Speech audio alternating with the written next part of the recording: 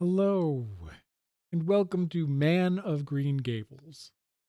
I am a man, and each night I read some of the Anne of Green Gables books aloud to my partner, and this has been going on for quite a while with some gaps for other books.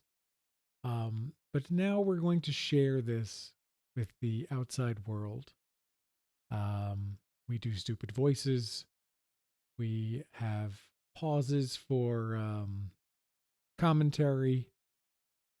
And this is a sleepy time event. So we don't go on for too very long per day. We probably won't make it through a single chapter very often. But we will be releasing this quite frequently. So join us, won't you? Now, my partner does not join us on this first episode. This is more of a technical checkup than anything else. Plus, she's listened to me record this too many times already. So, we're going to jump right in to the adventures on the island with chapter one of the first Anne of Green Gables book. Anne of Green Gables. Chapter one, part one. Mrs. Rachel Lynde is surprised.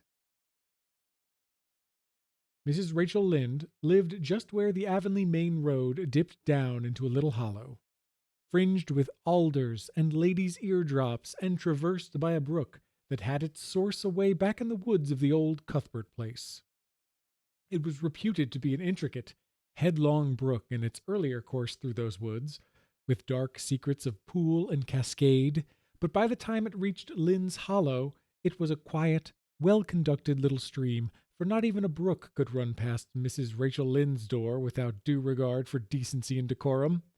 It probably was conscious that Mrs. Rachel was sitting at her window, keeping a sharp eye on everything that passed, from brooks and children up, and that if she noticed anything odd or out of place, she would never rest until she had ferreted out the whys and wherefores thereof.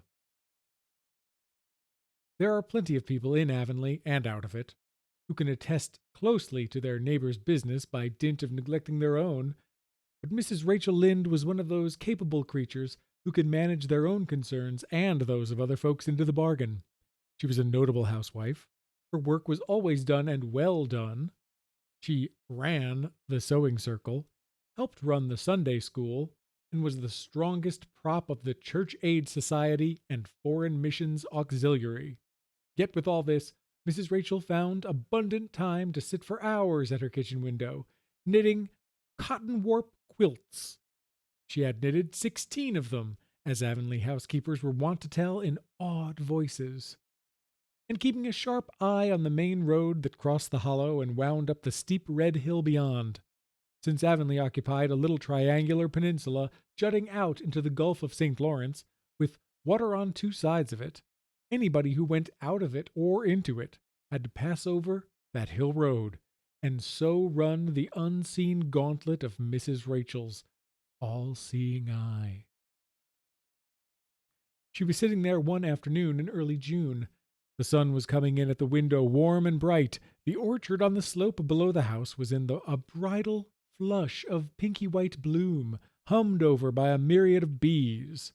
Thomas Lynde, a meek little man whom Avonlea people called Rachel Lynde's husband, was sowing his late turnip seed on the hill field beyond the barn, and Matthew Cuthbert ought to have been sowing his on the big red brook field away over by Green Gables. Mrs. Rachel knew that he ought, because she had heard him tell Peter Morrison the evening before in William J. Blair's store over at Carmody that he meant to sow his turnip seed the next afternoon. Peter had asked him, of course, for Matthew Cuthbert had never been known to volunteer information about anything in his whole life. And yet here was Matthew Cuthbert, at 3:30 on the afternoon of a busy day, placidly driving over the hollow and up the hill. Moreover, he wore a white collar and his best suit of clothes, which was plain proof he was going out of Avonlea. and he had the buggy and the sorrel mare, which betokened that he was going a considerable distance. Now, where was Matthew Cuthbert going, and why was he going there? Had it been any other man in Avonlea, Mrs. Rachel, deftly putting this and that together, might have given a pretty good guess as to both questions. But Matthew so rarely went from home that it must be something pressing and unusual which was taking him. He was the shyest man alive, and hated to have to go among strangers or to any place where he might have to talk. Matthew, dressed up with a white collar and driving in a buggy, was something that didn't happen often. Mrs. Rachel, ponder as she might, could make nothing of it, and her afternoon's enjoyment was spoiled. Now, has, Mrs. Rachel Lynde has a voice um, that we do in the Man of Green Gables household. It is an approximation of Paul Lynde. I don't proclaim to do a very good job of it, but here we go. I'll just step over to Green Gables after tea and find out from Marilla where he's gone and why, the worthy woman finally concluded.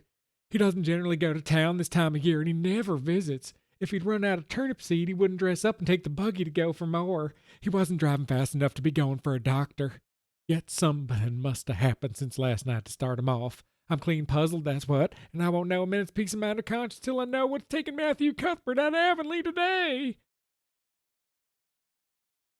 And I believe that's where we're going to pause right now for the evening. Good night. Go to dreamland. Bye-bye.